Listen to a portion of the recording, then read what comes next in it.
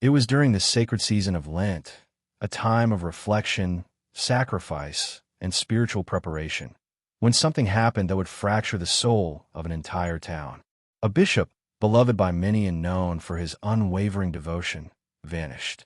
Not quietly, not in secret, but in the middle of his sacred duties. One moment, he was leading prayer inside the cathedral, standing beneath the towering crucifix, his hands steady, his voice unwavering. And the next, he was simply gone, without a sound, without a trace. Search parties scoured every inch of the cathedral grounds, the bell tower, the crypt, the nearby forests. Days stretched into weeks. Weeks became months. No footprints, no broken locks, no witnesses, only an unsettling, suffocating silence that pressed against the walls of the cathedral as if it, too, was holding its breath. Some whispered it was a calling from God. Others feared something darker, something older, something that had been waiting far longer than anyone realized. But then, exactly 20 years later, during routine restoration of the cathedral's north wall, a worker's hammer struck something unusual. A hollow echo behind stone. Carefully, brick by brick, they dismantled the section. And inside, buried, sealed, forgotten, was the bishop's cross. Untarnished, untouched by time, perfectly preserved, inside solid stone. A cross that had been worn every day around his neck. A cross that should have never, could have never, ended up there. The cathedral fell into a silence deeper than any sermon could command. Questions erupted. How could it be possible? Had someone buried it there? Or had it appeared? But more haunting than how was why. Why now? Why after 20 years? And why did those who touched the cross describe the same thing? A sudden, overwhelming feeling of being watched. Not by something hostile, not even by something kind, but by something ancient, something that had been waiting for someone to notice. This is not just the story of a man who disappeared. This is a story about the thin line between what we believe to be sacred and what lies just beyond that veil. About how some mysteries don't fade with time. They wait, patiently, silently, until the exact moment when the right hands, or perhaps the wrong hands, set them free again. In the weeks following the discovery of the bishop's cross, the cathedral became something it had never been before. A place not of comfort, but of questions. People no longer entered with the same reverence. They stepped through its massive oak doors with a strange mix of awe and dread, as though every shadow now held a secret it was waiting to unfold. The choir's voices still echoed through the vast halls, but beneath the melodies was something else. A hum, a pulse, a tension that hadn't been there before. The bishop's cross was placed in the church office temporarily, behind glass. But those who walked near it reported the same sensation, an almost gravitational pull toward it, coupled with a desperate need to step away. Some described hearing whispers, not words, but sounds, like a conversation happening just below the surface of reality. Others swore the air around the cross was colder, heavier, as if something lingered, pressed against the edges of the visible world. A local historian, Father Adrian, began investigating records, convinced there was an explanation hidden in the past. He pored through ancient blueprints of the cathedral, journals from long-dead priests, and maintenance records dating back centuries. But what he found only deepened the mystery. That section of the stone wall wasn't supposed to exist. No records showed it was ever part of the original construction. It was as if, sometime between the bishop's disappearance and the restoration, the wall had appeared. And then came the first real fracture in reality. Late one night, as Father Adrian stayed to review more documents, the cathedral bells rang. Once. Loud. Measured. But no one was in the bell tower. The ropes were still tied. The mechanism hadn't moved. Yet every person living within 3 blocks of the cathedral heard it. Some described it as a toll. Others as a warning. The following morning, a new discovery shook the congregation.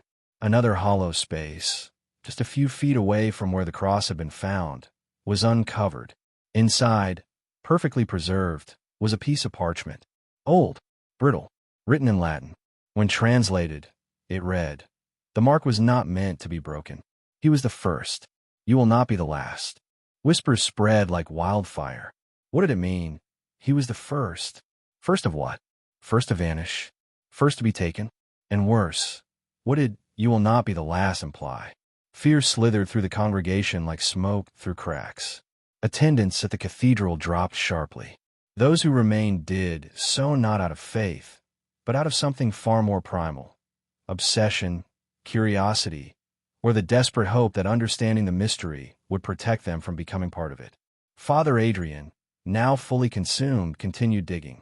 Old confessional records, though meant to remain secret, revealed unsettling patterns. Over a span of nearly 100 years, priests had documented strange occurrences tied specifically to Lent. Flickering lights during prayer, doors that wouldn't stay shut, statues that seemed wrong, not in appearance, but in presence. Descriptions were vague, but every note carried the same underlying terror. There is something inside these walls. Then, one night, the choir master, a skeptic by nature, locked himself inside the cathedral to prove there was nothing supernatural about what was happening. His goal was simple: record the stillness, document the absence of anything strange, and end the growing hysteria. But what happened next only escalated everything. His camera captured 12 hours of footage, most of it silent, empty, until precisely 3:15 in the morning.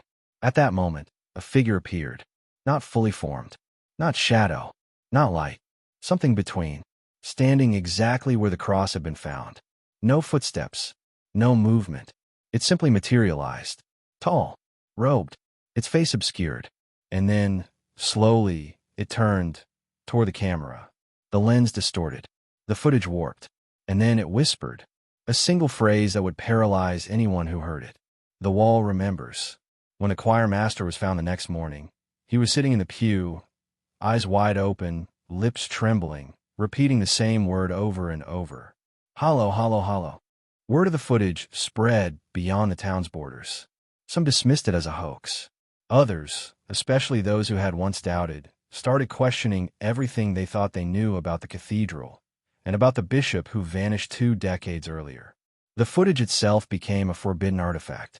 The church officials attempted to confiscate it, but copies had already been made, circulating quietly among certain circles, whispered about like a curse no one wanted, but no one could resist touching.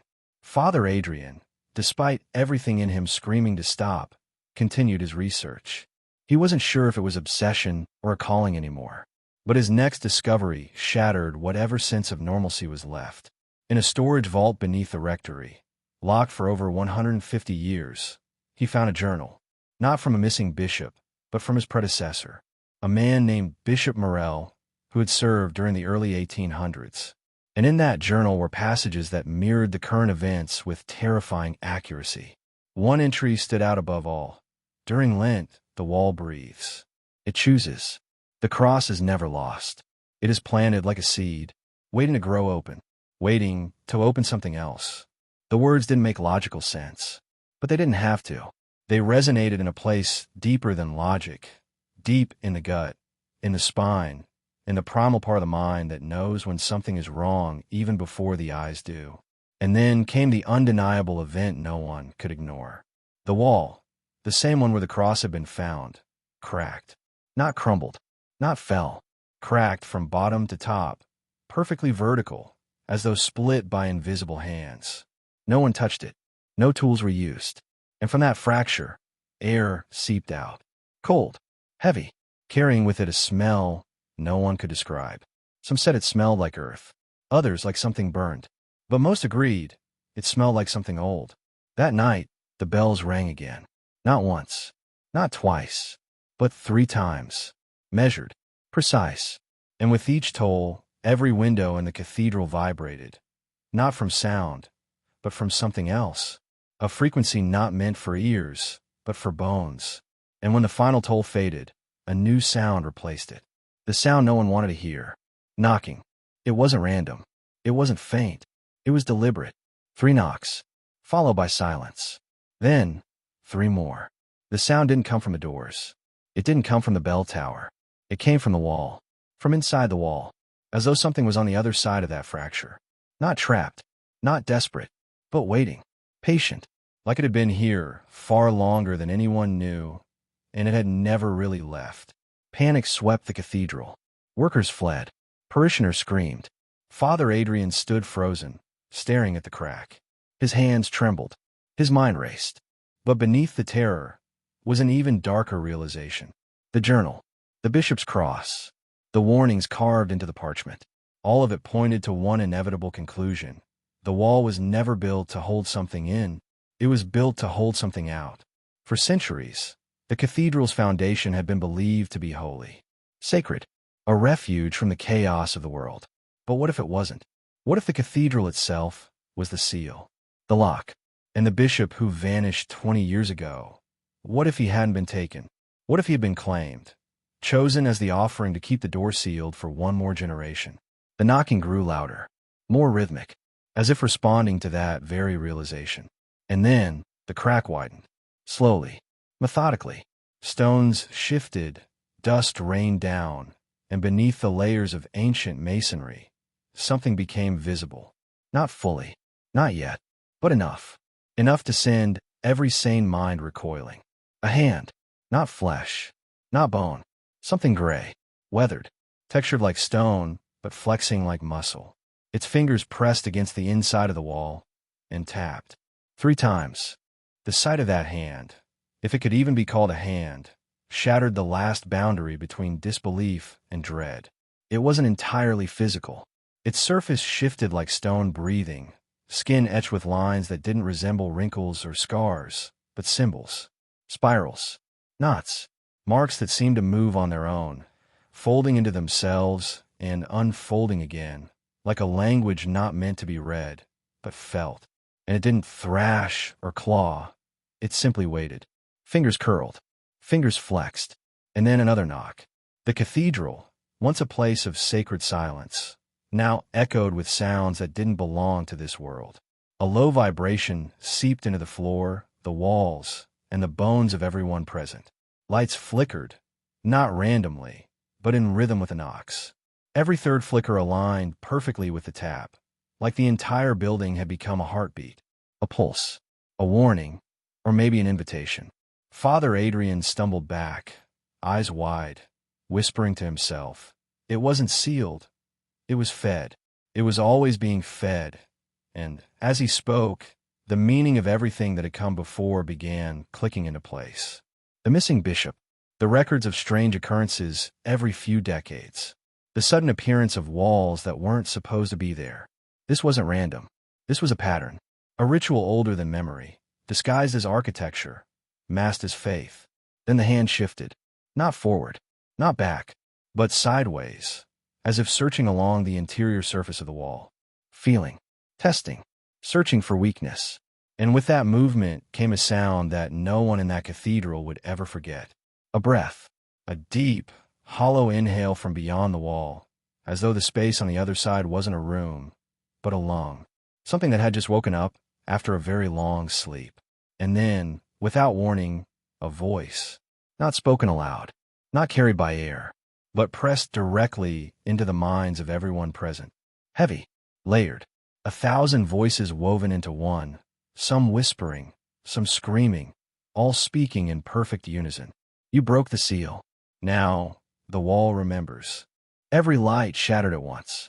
Glass rained down from chandeliers, from stained glass windows, as though the very cathedral rejected the presence it had once contained. The darkness wasn't empty. It was dense, a blackness so thick it felt like drowning with eyes wide open. People screamed. Some ran for the doors. Others collapsed, gripping their heads, as visions flooded their minds. Visions of things that didn't belong to this world or any world. The wall groaned. The cracks spread wider. From within the fracture, a shape began to push forward. Not fully formed. Not a body. Not a shadow. Something in between. A form that seemed to blur the line between thought and matter, between what exists and what shouldn't. It shifted constantly, folding in and out of itself like smoke trapped in glass. But within that smoke, eyes. Countless eyes, opening, closing, watching. Father Adrian forced himself to his feet, shouting over the noise. It wasn't supposed to happen yet. It wasn't time. But even as he said it, deep down he knew the truth. The cross wasn't meant to be found. The restoration wasn't an accident. None of this was an accident. Something had orchestrated it. Something had waited until just the right hands disturbed just the right stone. The voice came again, louder, sharper, drilling directly into the center of every mind, overriding thought, overriding breath, overriding self. One was given, one was taken, one was promised. The promise was broken. And with those words, the wall collapsed. Stones exploded outward as though flung by an invisible force. Dust filled the air, and standing in the hollow space where solid stone once was not a man, not a creature, not anything the human mind was designed to process. It was a fracture, a living rift, a wound torn open in the fabric of reality itself. And from its edges, the cathedral itself began to breathe. The air inside the cathedral shifted, not like wind, not like a breeze, but like the air itself had become thicker, heavier, breathing in and out, as though the walls, the floors, and even the stones themselves were part of something alive. Each inhale sounded like the groaning of ancient wood under pressure. Each exhale came with a coldness that didn't just touch the skin. It pierced it, seeped into the marrow, the mind, the memory. And from the hollow where the wall once stood, the rift pulsed. Its edges bled light, not white, not gold, but a deep, shifting spectrum of colors the eye couldn't comprehend. It folded into itself, swirling, spinning, like watching a whirlpool form in the center of a storm. But what made everyone stagger, fall to their knees, was not the sight. It was the sound, a whisper layered within the pulse. Hundreds, thousands, voices, some crying, some laughing, some begging, some simply watching. Father Adrian clutched the journal to his chest, his mind racing. He flipped through its brittle pages, desperately scanning for anything that could make sense of what was happening. And there, near the final entry, was a line underlined twice in frantic ink. When the wall breathes, do not answer the knock. His blood ran cold, because it wasn't advice. It was a warning, a desperate, final plea from someone who had seen this before. But it was too late, because the knock had already come. Not once, not twice, but 3 times. And as if summoned by the memory of that sound, the rift shifted, widened, and from it, a shape began to form. Not a figure, not a creature, a silhouette of something that resembled absence itself, a void outlined by the trembling of the world around it. And within that void, something hung, something suspended, a shape unmistakable, the bishop's cross, hovering, turning slowly in the air, untouched by gravity, untouched by time, but changed, twisted, no longer the gleaming symbol of faith it once was. Its surface was cracked, warped. Something pulsed beneath it, inside it, like the metal was only the shell for something else entirely. The congregation, those few who hadn't fled, watched in paralyzed horror. Some collapsed to the floor, hands pressed over their ears as if trying to block out a sound that wasn't carried by air. Others simply stood, frozen, unable to move, unable to breathe, trapped in the overwhelming realization that they were witnessing something the human mind was never meant to confront. Then, the cross began to pulse, each throb synchronized perfectly with the breathing of the cathedral itself. Each beat sending out a shockwave that rattled the glass, shook the floor, and seemed to stretch the air thinner with every passing second. And with every pulse, something else became clear. The cross wasn't just hanging there. It was anchoring something, holding something tethered just behind the veil of that swirling rift. A voice, not the one from before, rose. This one was softer, smaller, familiar. The choir master. His voice cracked as he whispered the same word over and over. Names, names, it's saying names. And, as others strained to listen, they heard it too. A whisper, layered in the wind that coiled around the rift, listing names. Some ancient, some recent, some horrifyingly familiar. Names of people from the congregation. Names of people long buried beneath the very stones they now stood on. And then, the rift pulsed outward. A wave of pressure blasted through the cathedral, sending dust and fragments of old stone flying. The silhouette grew sharper, more defined.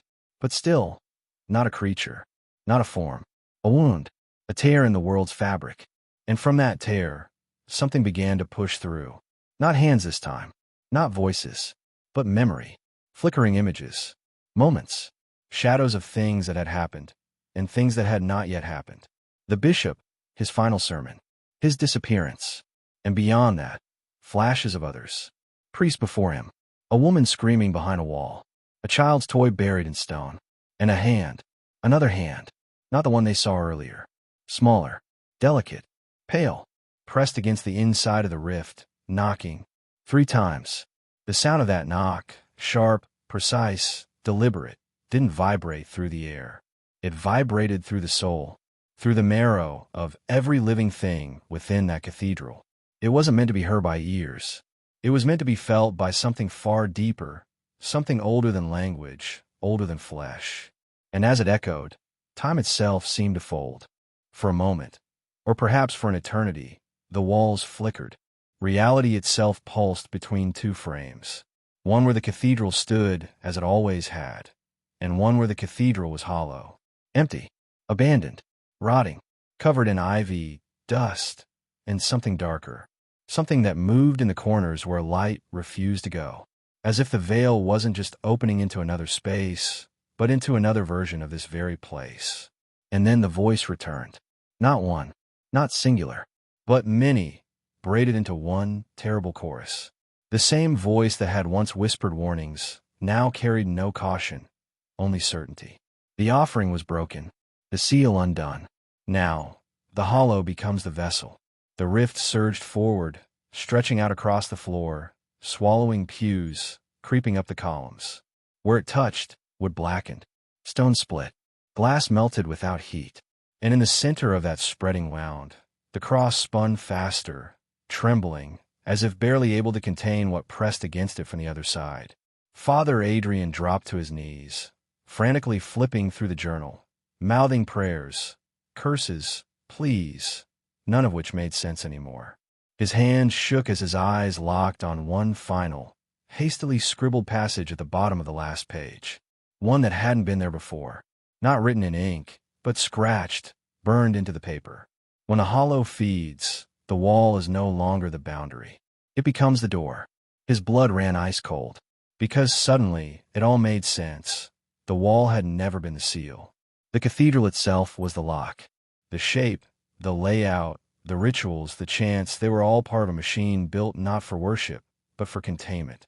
And now that the wall was broken, the lock was gone. The rift trembled, and something began to form. An outline, not fully a figure, not fully a shadow. Just weight. A presence so dense that the air buckled around it. Something pressing through. Something crawling out of the hollow that had been waiting, feeding, growing in the seams between this world and whatever existed beneath it.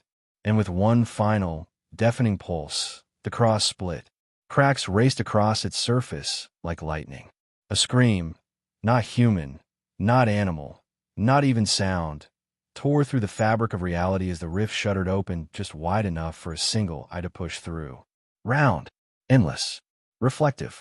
But the reflection wasn't of the cathedral. It wasn't of the people. It was a reflection of every empty place and every empty soul. A mirror held up not to faces, but to the hollows inside of them. And as that I stared, unblinking, the voice came one last time. The wall remembers. The hollow feeds. Now so do you. For a moment, or what felt like an eternity compressed into a single breath, no one moved. No one breathed. The eye, that impossible, shifting lens of reflection, gazed into every soul present, peeling back the skin of flesh, memory, and denial like fragile paper. It wasn't looking at them. It was looking through them, scanning the spaces they didn't even know existed, the fractures, the grief, the secrets they buried so deep they almost forgot they were there. One by one, those who remained standing felt it, a pressure against their chest. Not physical, not pain, but like hands pressing against the hollow places inside them. The places built from regret, from silence, from the things never said. And when the pressure became too much to bear, it wasn't with a scream that they fell. It was with silence, a collapse into themselves, their eyes wide open, pupils dilated, mouths trembling as they whispered the same word, over and over. Empty. Because that's what the hollow fed on. Not flesh, not blood, not bone, but the empty spaces, the unanswered prayers, the abandoned promises, the lies told to oneself just to survive. And as the eye stared, the rift pulsed again, and from within it, something else began to push through. Not limbs, not shapes, but memories. They flickered through the air like smoke, scenes playing on invisible screens. A child crying in a pew decades ago. A woman kneeling, whispering forgiveness to someone long gone. The bishop, not vanishing, but walking slowly, deliberately into the wall itself, his cross heavy around his neck. Not stolen, not taken, given. Because he knew. He had always known. And now, so did they. The ground shook, not like an earthquake, but like the breath of something impossibly large being drawn in, preparing for something. The air grew thinner, heavy. Every inhale felt like swallowing water.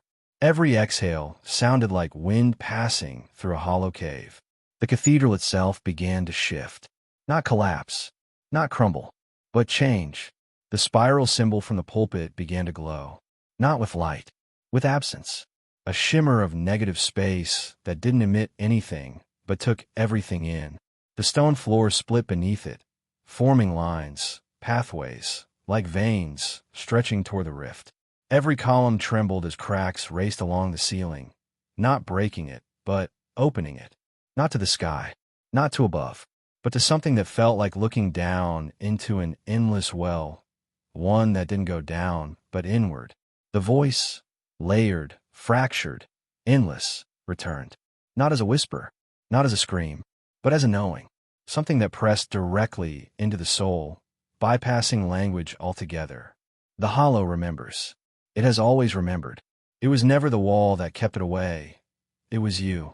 And as those words echoed, something clicked into place, something terrible. The truth was unbearable. The wall was never a prison for it. It was a prison for you. Humanity, bound to this fragile shell of reality, this illusion of safety, while the hollow waited, just beneath, just behind, just inside. And now, the door wasn't the wall. It wasn't a rift. It was them. The realization hit like a wave, suffocating, relentless, merciless. The cathedral was no longer just a place. It was no longer even a structure. It had transformed into a mirror, not of what was seen, but of what was hidden. Every brick, every beam, every stone now pulsed with the same unbearable truth. They had never been separate from the hollow. It had never been waiting behind walls, never been lurking beyond some veil. It was woven into them, into every choice, every silence, every moment they had ignored the small cracks forming within their own souls. The eye within the rift rotated slowly, silently, like a pendulum that didn't measure time, but rather measured absence. It didn't blink. It didn't close. It simply watched. And as it watched, those standing felt themselves being dismantled. Not physically, but spiritually. Memories surfaced, uninvited, uncontrollable. Moments they had tried to forget. A betrayal whispered in a dark corner years ago. A kindness withheld out of pride. A prayer never spoken because doubt had grown louder than hope. The hollow wasn't just feeding. It was reflecting. Father Adrian, trembling, staggered toward the pulpit. His fingers grazed the glowing spiral, now carved deeper than ever into the wood, pulsing with that same negative light. He whispered, not to the congregation, not to himself, but to it. Why? Why show us this? Why now? His voice cracked, splintered between fear and a desperate plea for meaning. For anything that could frame this horror into something survivable. The answer came, not in words, but in weight. A pressure against the lungs, against the ribs, as if the very concept of gravity had changed. And then, layered into that weight, the voice returned, dense as stone, infinite as silence. Because the hollow does not come. It grows. Where you leave space, it blooms. Where you abandon, it builds. Where you forget, it remembers. The truth sliced deeper than any blade. They hadn't unlocked anything. They hadn't broken a seal.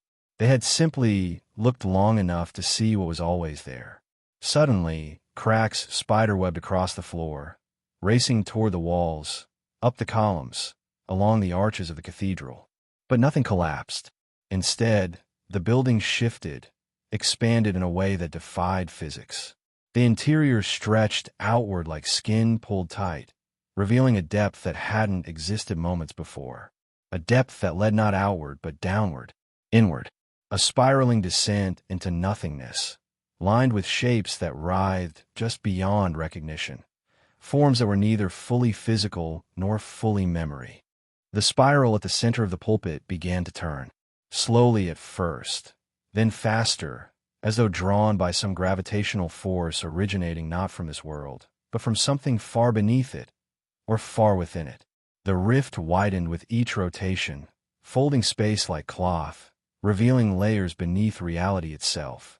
Each layer showed flashes of something worse. Not monsters, not demons, but voids. Places where people should have been. Places where memories once existed, now hollowed out like abandoned shells. The voices of the congregation began to rise, not in prayer, not in fear, but in echo, as if the hollow wasn't merely watching, but speaking through them now. Men and women, some on their knees, others pressed against walls, mouths trembling open against their will, whispered the same words together, perfectly synchronized. The hollow feeds, because you do. Their eyes rolled back. Their hands trembled as if caught between resisting and surrendering to something they couldn't understand but could no longer deny. Father Adrian gasped as the realization clawed its way fully into his mind. This wasn't just a breach. It wasn't just an opening. It was a ritual, not a ritual designed by man, but one that had existed long before language, before architecture, before memory itself. And the cathedral wasn't built to hold it back. It was built to hold it close, to keep it hidden, to feed it slowly, in dozes, through years of forgotten prayers, abandoned faith, silent suffering, and unspoken grief. And now, the balance was broken. The cross, once a symbol of faith and salvation, floated directly above the spiral, spinning violently. Cracks raced across its surface, splintering it into fragments that hovered mid-air, glowing from within, pulsing with the same dark rhythm as the hollow itself. Each pulse sent a wave of pressure so intense that it felt like the bones of every person present might simply fold in on themselves. Then the eye closed, slowly, deliberately, but not as an end. No, this was a beginning. As the eye shut, the rift pulled inward, collapsing, folding reality back into itself like a wound scarring over. The pulpit shattered. The spiral burned itself into the stone beneath it, a permanent mark that would never fade. And as the light dimmed, as the walls groaned, the cathedral stood silent once more. Except now, it wasn't a place of worship. It was a mouth, a gate, a wound waiting for the next time someone would listen long enough to hear the hollow knock from the inside. The silence that followed was not relief. It was not peace. It was the kind of silence that settles when something has not ended, but merely paused. Dust floated lazily in the fractured beams of light, filtering through the cracked stained glass windows. The air hung heavy, suffocating, saturated with something unseen yet unbearably present. Those who remained standing did not speak. They couldn't. Words felt hollow now, small, powerless against what they had witnessed, what they had become part of. Father Adrian slowly pushed himself up from the floor, his knees trembling beneath the weight of knowing. His eyes scanned the cathedral, the pulpit shattered, the spiral scorched deep into the stone like a scar the world itself couldn't heal. His gaze caught on the place where the rift had been, now nothing more than a warped distortion in the air, a ripple that shouldn't be there, but was, permanently, a reminder, a warning, or perhaps the promise. And then came the whispers, not from the walls, not from the air, from themselves, small, faint, at first dismissed as the ringing aftermath of terror. But no, it grew louder. It came from within their own bones, behind their own thoughts. We remember, it sighed. We remember. A chorus, soft as breath, heavy as gravity. It wasn't the hollow speaking to them anymore. It was the hollow speaking as them. Faces turned toward one another in slow, dawning horror as realization bloomed. The veil hadn't just opened. It hadn't just thinned. It had folded inward, into them. The line between the hollow and the human was no longer drawn in the walls of the cathedral. It was now etched inside their minds, inside the soft tissue of memory and fear. Every regret, every silence, every moment they had chosen to turn away from truth had fed it, and now it lived with them, as them. The cathedral doors, long locked by unseen forces during the event, creaked open, not with force, not with violence, but as if releasing them, as if whispering, "Go now, carry it forward." And as the first hesitant footsteps crossed the threshold into the outside world, they realized the most devastating truth of all. The hollow was never just here. The wall was never the prison. The wall was everywhere. The town outside hadn't changed. The sky was still gray with late winter clouds. Cars passed. Birds sang. People walked past the cathedral's worn stone facade without a clue that, inside, something ancient had unfolded, that a boundary had shifted. That reality now held a scar that would never fully heal. Life moved on, as it always does, as it always must. But for those who stepped out of the cathedral, nothing was the same. Every shadow felt heavier, every silence too loud, every reflection, whether in a window, a puddle, or the dark sheen of a passing car, held something that shouldn't be there. A flicker, a tremor, a shape just beyond recognition. And worse still, sometimes, when the world grew quiet enough, the knock returned. Faint, distant, from a door that didn't exist. Father Adrian walked among them, numb. His hands trembled not from cold, but from the memory of what had pressed against him, what had stared through him, what had written itself into him. He could still feel the spiral, not on his skin, but somewhere deeper. A mark not carved, but woven. He wondered if the others felt it too. He didn't need to wonder long. As he passed by their faces, those who had witnessed, he saw it reflected in their eyes. The same tremor, the same fracture. And as dusk fell, as the last light bled out of the sky, the cathedral stood in silence. No rift, no screams, no visible wound. But it waited, as it always had, as it always would, because this was never about what was trapped behind the wall. It was never about what was beneath the stone. The wall wasn't the secret. The secret was the door had never been locked. And now that they had seen it, now that they had heard the knock, the hollow would never be quiet again. Not truly. Not ever. Because the most terrible truths are not the ones hiding behind walls. The most terrible truths are the ones that hide behind the parts of ourselves we pretend don't exist. The weight of that realization was suffocating. The hollow wasn't something external, something distant, something ancient locked away in forgotten stone. No, it had never been buried beneath walls or sealed behind sacred symbols. It had always been woven into the design of the world itself, into silence, into forgetting, into the cracks between one breath and the next. And now, the veil that once shielded them from knowing that truth was gone, the spiral, that cursed, endless spiral, no longer glowed from the pulpit alone. It wasn't confined to stone. Father Adrian felt it each time he closed his eyes, felt it pulsing in the spaces between his thoughts. When he blinked, he saw it faintly in the curve of the clouds, in the pattern of tree branches, in the cracks on the sidewalk. Not fully visible, but there, watching, reminding, whispering. We remember. The others were no different. Their faces had changed. Something hollowed, something distant. People in town noticed. They asked if everyone from the cathedral was all right. But the answers were vague, mumbled, distant. Because how do you explain to someone that you saw a reality fracture? That you saw the truth beneath the skin of the world? That you now carry within you the sound of a knock that never stops? Not truly. And then the dreams began. All of them. Each person who had been there, who had stood in the presence of the hollow, began waking at exactly the same time. 3:15 in the morning. Every night. No exceptions. Each woke gasping, clutching their chest, heart hammering, ears ringing. And always, always, with the memory of the same sound. 3 knocks. Slow. Measured. From inside. It wasn't long before Father Adrian stopped sleeping entirely. Every time his eyes closed, the spiral returned. Not as a shape now, but as a place. A corridor without walls. A descent without direction. Sometimes he saw faces, half-formed, fractured, stretched into impossible proportions. Sometimes he saw himself, not his reflection, not his body, but pieces of his own memory, his own guilt, his own absence, coiled around him like something alive. Worse still were the waking visions. Small things at first. The shape of a shadow where no shadow should be. A flicker in a mirror. A voice whispering from the dead space between words on the radio. And each time he tried to dismiss it, to rationalize it, the same phrase would crawl unbidden into his thoughts. Not like something spoken to him, but something remembered. The hollow feeds because you do. The others try to pretend. To carry on. To attend church services. To sweep the floors. To sing hymns.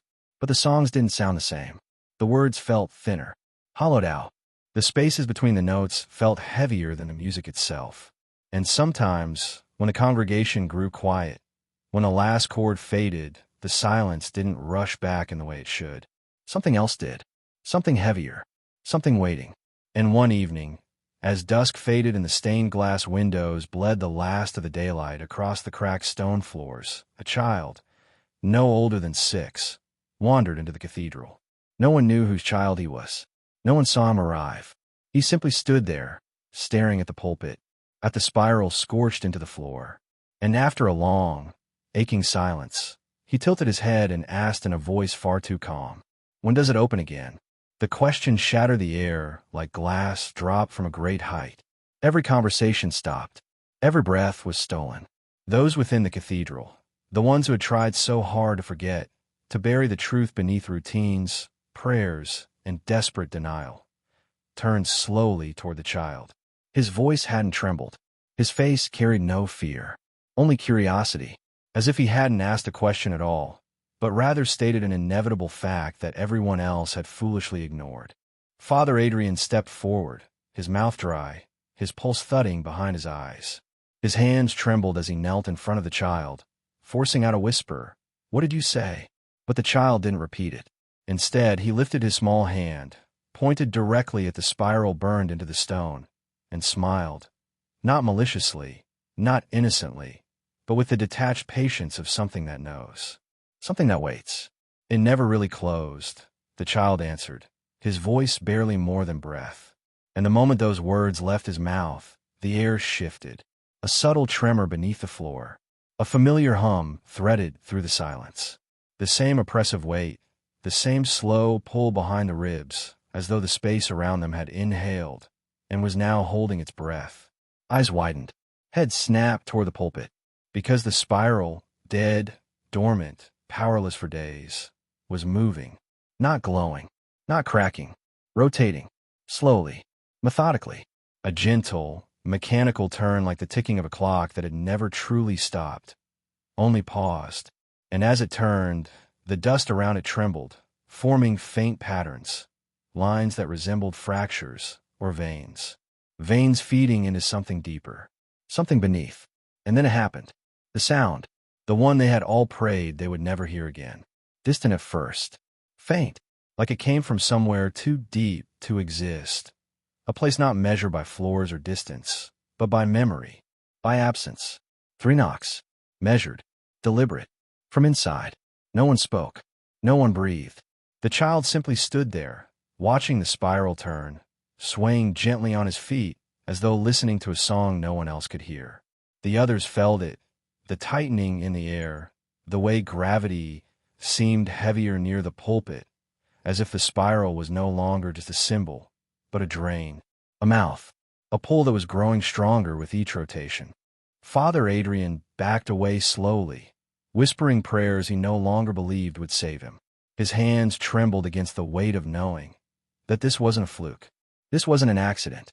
This was the design. The cathedral was never built to keep something out. It was built to keep something in reach. Close. Federal, nourished by the silence, the forgetting, the spaces between belief and doubt. And the spiral kept turning. Faster now. Dust lifting into small whirlwinds. Pebbles vibrating across the stone floor.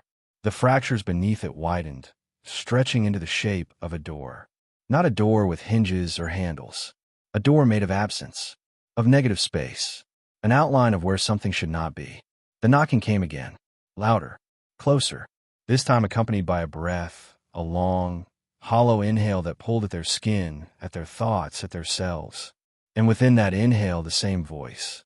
The voice they knew. The voice that had never truly left.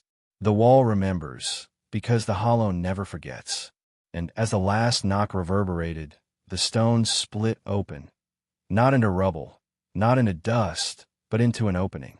A spiral corridor stretching down, impossibly deep, lined with markings that shimmered and pulsed as if alive. The air pouring from it was frigid, but beneath the cold was something worse. A familiarity. A terrible, nauseating familiarity. As if every person standing there had been here before. As if this was never their first time answering the knock.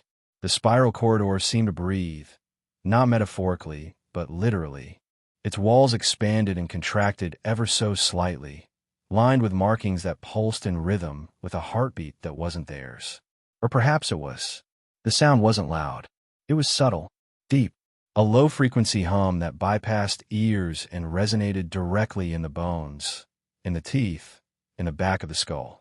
Every instinct screamed to run, to flee, to unsee, to unknow. But something stronger held them in place. Something older than instinct. It wasn't fear that froze them. It was recognition. Recognition of something they had spent their entire lives pretending wasn't there. A memory they were never meant to access. Something stored in the marrow of humanity itself. The hollow wasn't just beneath the cathedral. It was beneath everything. Beneath the surface of thought. Beneath the illusion of separation. Beneath the fragile scaffolding they had always mistaken for reality. Father Adrian stepped forward, his feet moving without permission. His breath came shallow, each inhale thinner than the last. As he approached the edge of the spiral opening, the cold grew sharper, but it wasn't the cold of temperature. It was the cold of absence, the cold of knowing something was missing and realizing it was you. Yourself, your meaning, your certainty, piece by piece, unraveling. And then the child's voice returned, calm, gentle. But this time, it was not the voice of a child. It was layered, echoing, as though thousands spoke through him. It's not the first time, Adrian. You know that, don't you? The boy tilted his head. It's never the first time. It's only the first time you remembered. That broke something inside him. A flood of images surged forward, fragmented, violent, beautiful, horrifying. A vision of himself, but not as a priest. Not in this time. Standing in the same place. Wearing clothes from centuries ago. Kneeling before the same spiral. Whispering the same prayers. Hearing the same knock. Over and over. Lifetimes stacked on top of lifetimes. And each time, the spiral opened. And each time, he stepped through. The realization crushed him. This wasn't an event. It wasn't a haunting. It wasn't a breach. It was a cycle. A recursion so ancient that even the stones beneath their feet had forgotten when it began. The hollow didn't break through reality. It was the scaffolding upon which reality was built. Every belief, every certainty, every comfort was only the thin wallpaper stretched over the mouth of something vast, patient, and endlessly hungry. The child stepped forward now, his feet making no sound against the trembling floor. His gaze remained locked on the spiral as he spoke, not of Father Adrian, not to the others, but to the opening itself. They remember now. The question is, do they answer? His hand lifted, palm open, fingers spread wide, and the spiral pulsed in response. A tremor rolled through the cathedral. Stone cracked, glass shuddered, and then, from deep within that corridor of impossibility, a shape began to emerge. No footsteps. No sound of movement, just a presence growing denser, heavier, like watching the shadow of something cast forward in time before the thing itself arrives. The air folded in on itself, the edges of vision frayed. The shape wasn't a figure, not a body.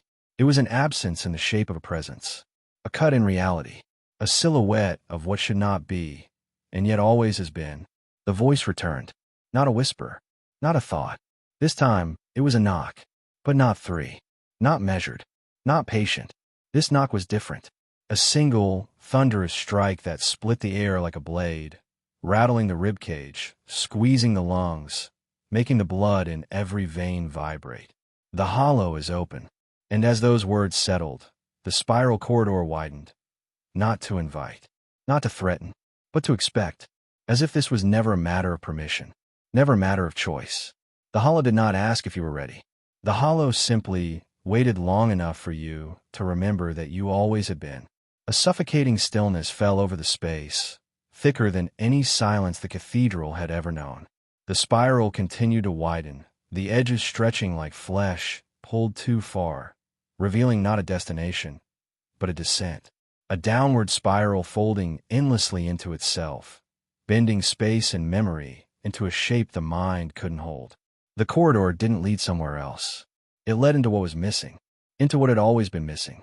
Father Adrian stood at the threshold, trembling, barely holding his body upright under the crushing weight of what he now understood. This wasn't the unveiling of some dark secret buried beneath stone. It was the peeling back of the illusion itself, the realization that everything, the prayers, the rituals, the walls, the very concept of the cathedral, had been constructed not to protect humanity from the hollow, but to protect the hollow from being forgotten. The child took another step forward, his voice softer now, almost mournful. This is where the others went. The bishop, the ones before him, the ones before them, and before, and before. His words trailed off as if even speaking of it frayed the edges of reality. His eyes, black as the corridor itself, reflected something impossible. Countless figures suspended within the spiral. Shadows, echoes, presences that weren't fully there, but weren't fully gone either. And then, the voice returned. Different this time. Not the hollow, not the chorus. Something closer. There is no outside. There is no inside. There is only the remembering and the forgetting.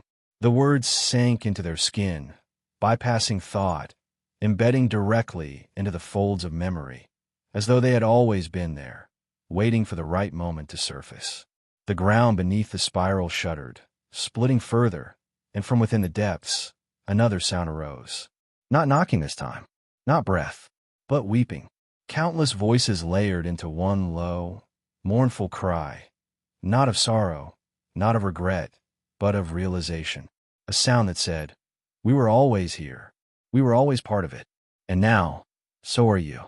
The spiral trembled, its rotation slowing, not because it was weakening, but because it was settling, locking into alignment, like a machine preparing to fulfill the purpose it was designed for long before human hands ever touched the stone above it. A new symbol began to form at its center, a shape not seen before.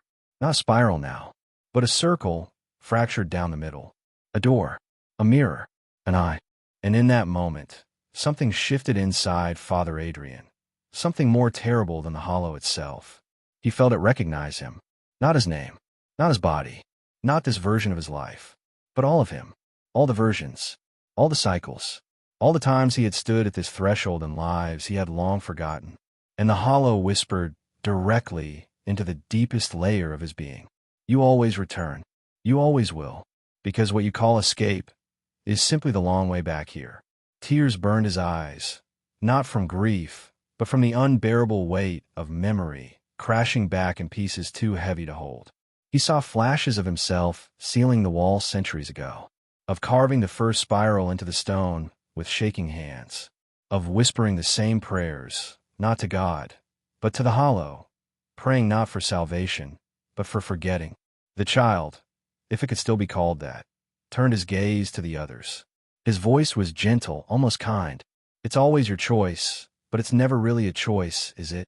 His smile was not cruel. It was simply inevitable. From the spiral, the weeping rose into something worse. Into laughter. Not mocking, not joyful, but the laughter of something that has waited so long. It has forgotten the difference between joy and despair. Something for whom endings and beginnings are the same. And as that laughter echoed upward, rolling through the cathedral's broken rafters and splintered stained glass, the spiral trembled one final time. And then, the first step echoed. Someone had moved. Someone had crossed the threshold. But whose foot had fallen? None of them could tell. Because in that moment, as the hollow opened fully, every boundary dissolved. There were no more witnesses, no more onlookers, only participants, only the spiral, only the hollow, only the remembering. The sound of that first step wasn't loud. It wasn't violent. It was soft, subtle, but it carried more weight than any scream, any cry, any bell that had ever tolled in that cathedral. It echoed not through the air, but through the marrow of existence itself. And with it, the spiral pulsed, a deep, guttural tremor that made the walls vibrate, the floor tilt, and the air buckle inward, folding space in ways the human mind wasn't designed to witness. The figures within the spiral, the half-formed shadows of those who had crossed in lives forgotten, shifted. Some turned their faceless heads. Others extended hollow hands toward the threshold, as though welcoming something or someone. But whether it was a welcome or a warning remained unspeakable. Because in this place, in this moment, language had lost its shape. Meaning had unraveled. A second step followed, and a third, and then more. Footfalls layered upon footfalls, some light, some heavy, some small, some impossibly large. But none of them made sense. The sounds overlapped in ways that defied proximity, distance, time. It was as if every step ever taken toward the spiral, in every life, every cycle, every reality, was happening now, compressed into a single moment stretched infinitely outward. Father Adrian staggered, his knees buckling beneath the weight of what he saw. Or rather, what he almost saw, because the spiral didn't reveal what lay within. It revealed what had been absent all along. The hollow wasn't a place. It wasn't a creature. It wasn't an entity that lived beneath the floor or behind the wall. The hollow was the shape of what wasn't there. The outline of everything forgotten, denied, buried, abandoned. It was the negative space in the architecture of existence, the crack in the foundation of being itself. And then, like breath drawn after drowning, the voice returned. This time singular, focused, close. It wasn't the chorus. It wasn't the child. It wasn't a rift. It was the hollow itself, speaking as the space between Adrian's own thoughts. You were never meant to remember, but you always do. And as those words settled into the marrow of his bones, the spiral shuddered one final time and began to pull. It didn't pull like gravity, not like weight, not like force. It pulled like belonging, like a strand of thread being drawn back into the fabric it was never truly separated from. The air grew thinner. The light dimmed, not from absence of brightness, but from the collapse of meaning itself. The spiral wasn't a portal. It wasn't an entrance. It was a return point. One by one, the others felt it too. The subtle shift of their bodies no longer bound by the lie of physical space. Their feet hovered at the edge, their minds splintering beneath the unbearable realization that there had never been a choice. The knock was never an invitation. It was a summon, a call to return to the place where all things absent gather, where all forgetting ends. The child stood at the side of the spiral, no longer smiling. His face carried something far older than sorrow, a kind of weary patience, as though he had watched this happen 10,000 times before, as though he would watch it 10,000 times again. He tilted his head slightly, voice a breath over the tremor. This is the part where you decide, but it's also the part where you remember. You already did. And as the spiral widened to its final breadth, stretching beyond the confines of the floor, the cathedral, even the rules of reality, the laughter faded and the weeping returned. But this time, it wasn't from the hollow. It wasn't from the spiral. It was from them, from those standing on the edge, from the part of themselves that had always known that the hollow was never behind the wall, never beneath the cathedral. The hollow was the distance between who they were and who they pretended to be. The hollow was the echo left behind every time a truth went unsaid, every time a grief was swallowed, every time a memory was abandoned to rot in the corridors of forgetting. And now, that distance was gone. There was no more wall, no more threshold. There was only the spiral, only the hollow, only the remembering. The pull intensified, not in force but in inevitability, like water draining down a funnel, not because it is forced, but because it can't do anything else. Father Adrian felt his legs give out entirely, but he didn't fall. The ground beneath him wasn't there anymore. Or maybe it never had been. Around him, the spiral stretched wider than space, deeper than time, curving not into darkness, but into something far more terrible: absence. As the spiral grew, The lines along its edges shimmered with something almost organic. They pulsed like veins, feeding into the hollow, glowing faintly with memories. But not individual memories, collective ones, echoes of entire lifetimes. The faces of those forgotten, the hands of those abandoned, the laughter of children whose names had vanished from history, the screams of those whose suffering was never witnessed, never recorded, never mourned. And as the hollow breathed, if breathing is what that sound could be called, something began to unfold in Adrian's mind, something he could no longer deny. The spiral wasn't opening to consume them. It was opening to reveal them, to strip away the fragile scaffolding of identity, of linear time, of the illusion that they were ever something separate from the hollow. They were not being swallowed. They were being shown. A sudden wave of voices surged, not external, not heard through ears, but inside. Inside bone, blood, thought. Voices that carried no malice, no joy, no emotion at all. Just fact. There is no them. There is no you. There is no wall. There is only the hollow. And the hollow is what remains. The words folded inward, looping upon themselves like the spiral, feeding themselves, collapsing forward into a conclusion that had always been inevitable. Then, from deep within the spiral's endless fold, a sound unlike any other echoed upward. Not knocking, not breathing, not weeping. It was a sound that could only be described as the tearing of forgetting. The moment when something hidden for so long can no longer stay buried. The spiral flared, lightless, soundless, yet blinding and deafening in a way that bypassed every human sense. And with that flare, the boundary shattered completely. The cathedral was gone, or rather, the idea of the cathedral, the shape of walls, the memory of stained glass, the echo of hymns, all collapsed like old scaffolding, revealing not destruction, but truth. They stood not in a place, but in the spiral itself, suspended within the architecture of absence.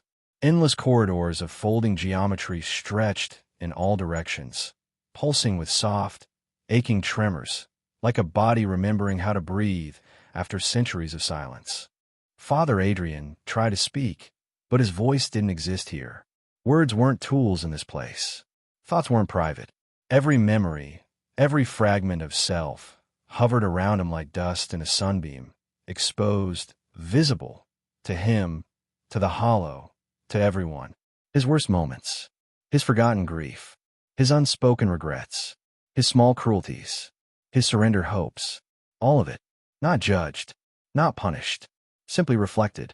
The others floated near him, if floating was what this was, each surrounded by their own constellations of memory, strands of light and shadow weaving patterns that told the full truth of who they were. Patterns that were not linear, not past-present, but circular, recursive, spiraling. Every decision feeding the next loop, every denial feeding the hollow, every silence adding another coil to the spiral. The child was here too, or whatever had worn the skin of the child, but now its form was different. Its shape folded and unfolded like an origami figure made of shadow and light. Its voice, now fully merged with the hollow, was no longer small. It was the sound of being seen by the absence of being. This is not punishment. This is remembering. This is what you always were, what everything always was. And as the spiral curved tighter, faster, glowing with the unbearable density of total truth, the final realization pierced through Adrian's soul like a blade made of gravity itself. The hollow was never a place. The hollow was the space left behind, when forgetting becomes too heavy to carry. And now, there was no more forgetting. The spiral no longer spun around them. It spun through them.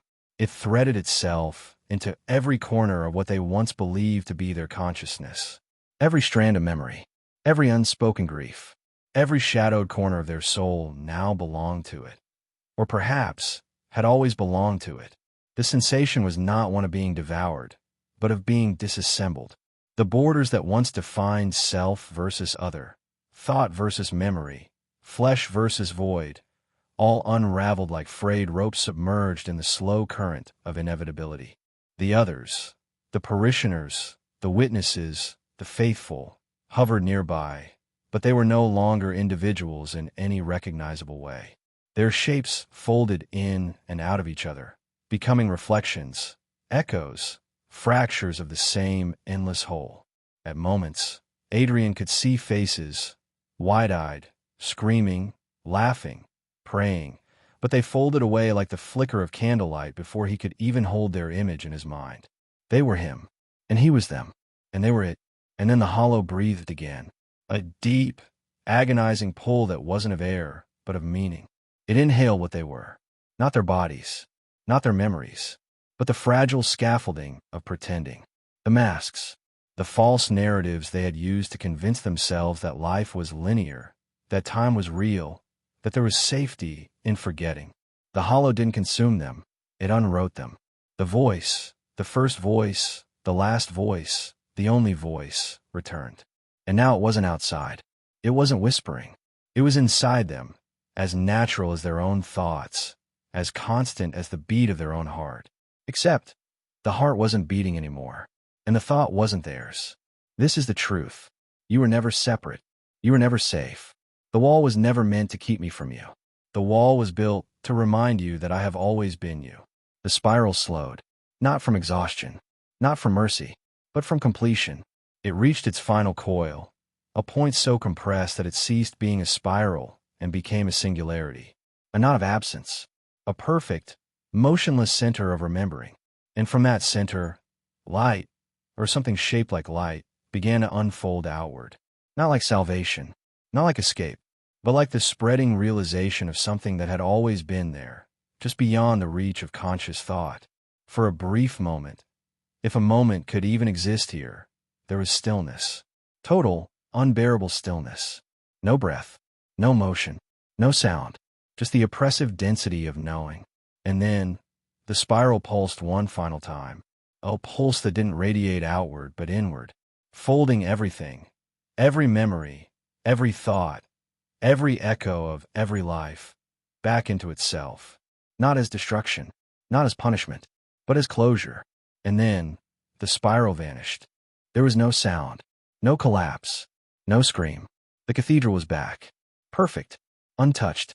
The pulpit stood as it always had. The spiral was gone. The wall, once cracked open to reveal the terrible anatomy of existence, now stood whole, smooth, pristine, as though nothing had ever disturbed it. Morning light bled softly through the stained glass windows. Birds chirped outside. The bell tower was silent, peaceful, but the peace was a lie, because something was different now, something fundamental. The walls were the same. The air was the same. The pews, the windows, the candles, all untouched. But the space between them wasn't the same. It was heavier, thinner, as though the veil hadn't repaired itself. It had simply shifted, moved closer, and those who had witnessed, those who had remembered, were gone. Not missing, not vanished. Gone in a way that the world couldn't even articulate. Gone in a way that left no empty space where they had been. Only the subtle distortion in the air. Only the faint echo that sometimes made the floorboards creak without cause. Only the occasional whisper, heard just before sleep, in a voice that was not yours, but somehow is. And as the cathedral stood silent, waiting for the next step in the cycle, the next forgetting, the next remembering, the spiral, though unseen, whispered from the marrow of the world itself. The wall remembers. The hollow waits. And you will answer again. When the dust finally settled, and the cathedral stood once more in perfect silence, the truth remained. Not in broken walls, not in shattered stone, but in something far more permanent. Something invisible. Something that cannot be undone. Because what they uncovered was never meant to be hidden. The spiral didn't reveal a secret. It revealed a reflection, a mirror of everything humanity chooses not to see. Not out there, not beneath the floor, but within, always within. The most terrifying part of this story isn't what was behind the wall. It's the realization that the wall was never really there. It was an idea, a story told to make us feel safe, to convince ourselves that there is a barrier between what we know and what we fear. But the hollow lives in the quiet spaces, in the silence between breaths, in the memories we bury, in the questions we never dare to ask ourselves. And maybe, just maybe, the reason the cross was found, the reason the spiral opened, the reason the knock echoed once more, wasn't because the hollow was calling to them, but because, deep down, they were calling to it. Because sometimes the most haunting thing in this world isn't the unknown, but the unbearable weight of what we already know, but refuse to face. So tonight, when the house grows quiet, when the hum of the world fades, listen, really listen, to the silence, to the emptiness, to the hollow space between the tick and the tock. And ask yourself, are you truly alone? Or is that soft, rhythmic knock something you've simply learned to forget? Something that's been waiting, not outside, but behind the walls of your own mind. If this story stirred something in you, if it made you pause, made you wonder, or made you question the shadows you've always ignored, then stay close. Subscribe to this channel for more stories that dig beneath the surface of what we think we understand. Leave a like if you felt the weight of this truth. And tell me in the comments, have you ever heard it? The knock, the whisper, the hollow that waits, just behind the wall.